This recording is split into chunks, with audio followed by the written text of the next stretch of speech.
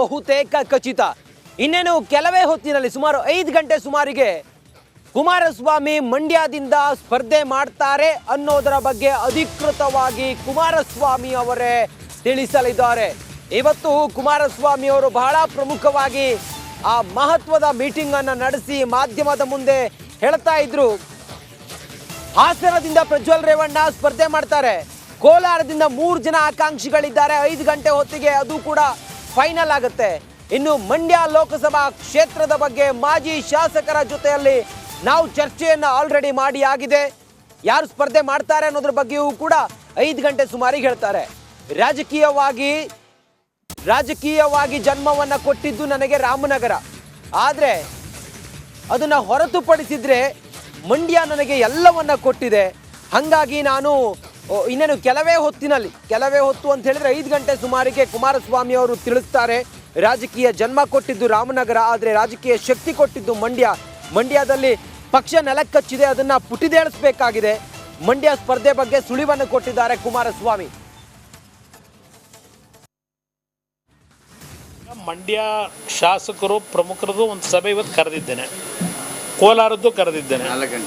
ಈಗ 4 ಗಂಟೆ 5 ಗಂಟೆ ಒಳಗೆ ನಿಮಗೆ ಸಂಪೂರ್ಣ ಮಾಹಿತಿ ಅಧಿಕೃತವಾಗಿ ನೀವು ಈಗಾಗಲೇ ಪ್ರಕಟ ಮಾಡ್ಕೊಂಡಿದ್ದೀರಿ, ಆ ಹೆಸರುಗಳು ಅಧಿಕೃತವಾಗಿ ನಿಮ್ಮ ಮುಂದೆ ಇಡಿ. ಕೋಲಾರದ ವಿಷಯದಲ್ಲಿ ಮುಖಂಡರುಗಳ ಸಭೆ ಕರೆದಿದ್ದೇನೆ. ಈಗ ಇನ್ನೊಂದು 15-20 ನಿಮಿಷದಲ್ಲಿ ಸಭೆಯನ್ನು ಪ್ರಾರಂಭ ಆದರೆ ಕೋಲಾರದಲ್ಲಿ ಈಗಾಗಲೇ ನಾವು ಮೊದಲನೇ ಒಂದು ಶಾರ್ಟ್ ಲಿಸ್ಟು 3 ಜನರ ಹೆಸರುಗಳನ್ನು ಶಾರ್ಟ್ ಲಿಸ್ಟ್ ಮಾಡಿದ್ವು.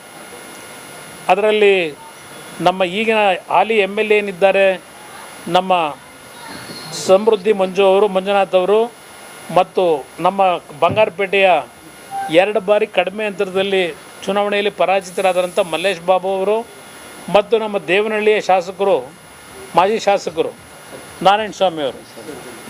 ನಿಸರ್ಗ ನಾರಾಯಣ ಸ್ವಾಮಿ ಅವರು, ಇವರು 3 ಜನದ ಹೆಸರನ್ನ ಶಾರ್ಟ್ ಲಿಸ್ಟ್ ಮಾಡಿದ್ದೇವೆ. ಈಗಾಗಲೇ ಹಲವಾರು ಸಭೆಗಳನ್ನು ಮಾಡಿ ಎಲ್ಲರ ಅಭಿಪ್ರಾಯ ಪಡೆದಿದ್ದೇವೆ. ಇತ್ತೀಚೆಗೆ ಕೋಲಾರದ ಒಂದು ಸ್ಪರ್ಧೆಗೆ ನಮ್ಮ ಒಂದು ಪಕ್ಷಕ್ಕೆ ಏನು ದೆಹಲಿಯ ಹೈಕಮಾಂಡು ಬಿಟ್ಕೊಟ್ಟಿದ್ದಾರೆ BJP ನಾಯಕರು. ಇತ್ತೀಚೆಗೆ ಇನ್ನೂ 3-4 ಜನ ಅಭ್ಯರ್ಥಿಗಳಾಗಬೇಕು ಅಂತ ಬಂದಿದ್ದಾರೆ. ಅದರಲ್ಲಿ ವಿಶೇಷವಾಗಿ ಹಾಸನದಲ್ಲಿ ಈಗಾಗಲೇ ದೇವೇಗೌಡರೇ ತೀರ್ಮಾನ ತೆಗೆದುಕೊಂಡ್ಬಿಟ್ಟಿದ್ದಾರೆ ರಾಷ್ಟ್ರೀಯ ಅಧ್ಯಕ್ಷರು, ಅಲ್ಲಿ ಯಾವುದೂ ಬದಲಾವಣೆಗಳಿಲ್ಲ. ಇನ್ನು ಉಳಿದಿರ್ತಕ್ಕಂಥದ್ದು ಮಂಡ್ಯ. ಬಹುಶಃ ಈಗಾಗಲೇ ನಿಮಗೆಲ್ಲರಿಗೂ ಮಂಡ್ಯ ವಿಷಯದಲ್ಲಿ ನನಗಿಂತ ಹೆಚ್ಚಾಗಿ ನಿಮಗೆ ಮೊದಲೇ ಮಾಹಿತಿಗಳು ಬಂದುಬಿಟ್ಟಿದೆ. ಮಂಡ್ಯ ವಿಷಯದಲ್ಲಿ ನಾನು ಒಂದು ಬೆಂಗಳೂರು ಗ್ರಾಮಾಂತರ ಲೋಕಸಭಾ ಕ್ಷೇತ್ರ ಏನಿದೆ, ವಿಶೇಷವಾಗಿ ನಮ್ಮ ರಾಮನಗರ ಜಿಲ್ಲೆ, ನನಗೆ ರಾಜಕೀಯವಾಗಿ ಜನ್ಮ ಕೊಟ್ಟಂಥ ಜಿಲ್ಲೆ ಅದು. ನಾನು ಹುಟ್ಟಿದ್ದು ಹಾಸನ ಜಿಲ್ಲೆಯಲ್ಲಾದರೂ ನನಗೆ ರಾಜಕೀಯವಾಗಿ ಶಕ್ತಿಯನ್ನು ಕೊಟ್ಟಂಥವರು, ಜನ್ಮ ಕೊಟ್ಟಂಥವರು ರಾಮನಗರ ಜಿಲ್ಲೆಯ ಜನತೆ. ಇದಕ್ಕೆ ಅಪ್ರಚಾರ ಮಾಡ್ತಾರೆ ಗೊತ್ತಿದೆ ನನಗೆ. ಅಪ್ರಚಾರಗಳು ಪ್ರಾರಂಭವೂ ಮಾಡ್ಕೊಂಡಿದ್ದಾರೆ. ಕಳೆದ ಚುನಾವಣೆ ಸಂದರ್ಭದಲ್ಲೇ ಕಾಂಗ್ರೆಸ್ ನಾಯಕರುಗಳು ಕುಮಾರಸ್ವಾಮಿ ಅವರನ್ನ ರಾಮನಗರ ಜಿಲ್ಲೆಯಿಂದ ಓಡಿಸ್ಬಿಡ್ತೀವಿ ಅಂತ ಹೇಳಿ ಚರ್ಚೆ ಮಾಡಿದ್ದು ನಾನು ನೋಡಿದ್ದೇನೆ. ನನ್ನನ್ನು